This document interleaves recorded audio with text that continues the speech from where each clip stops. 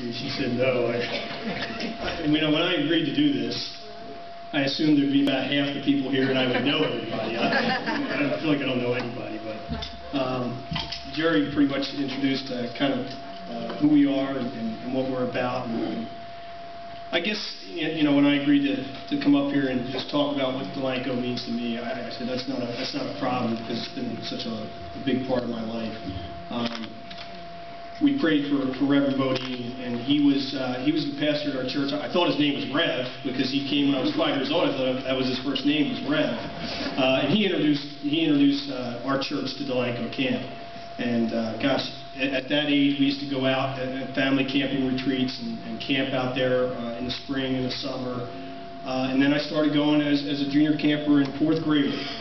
I try to remember the deans. I remember Jack Howard. Dick Nichols were two of the junior camp deans, and then of course Bodine junior high camp.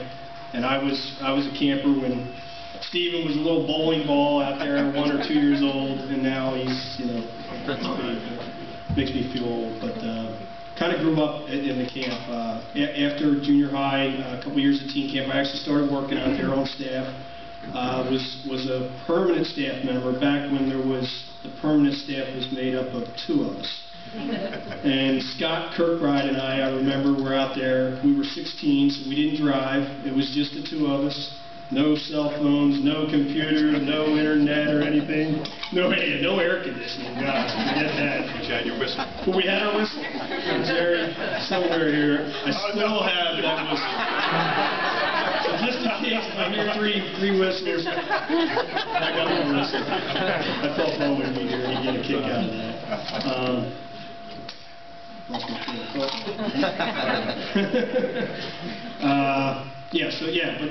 that's, we started, gosh, I was 16 years old, worked out at horses, believe it or not. I was the horse wrangler.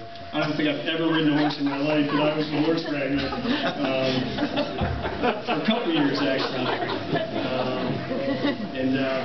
Gosh, I worked out there with Ricky and CJ and Danny.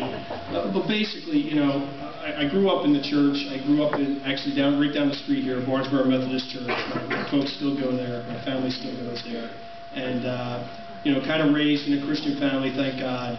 But certainly came closer in my relationship with Jesus. And my wife already mentioned that we met there. I also remember Hoppy distinctly at Memorial Day camp. I just felt a tugging. It was about, I guess I was 20 years old, 3 years out of high school, and just felt a tugging, and CJ and Danny kind of pulling on me, and decided to go to Asbury College at Delanco Camp, and that was a life-changing event, as you can imagine. And went out there and had a great 4 years and developed more friendships, more Christian friends through that.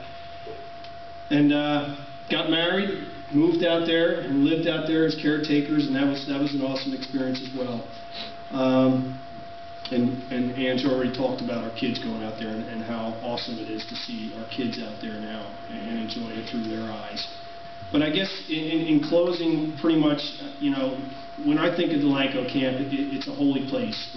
God is out there. It's for somebody that might go out there for the first time. You look at the sand and the conditions, and you think, I can't imagine. But you really have to understand. And I know those of us that have been campers out there that work out there, it's hard to explain. You really just know that God is out there and He's doing marvelous things, and to see those kids, get that relationship, some for the first time and some into a deeper relationship is really what it's all about.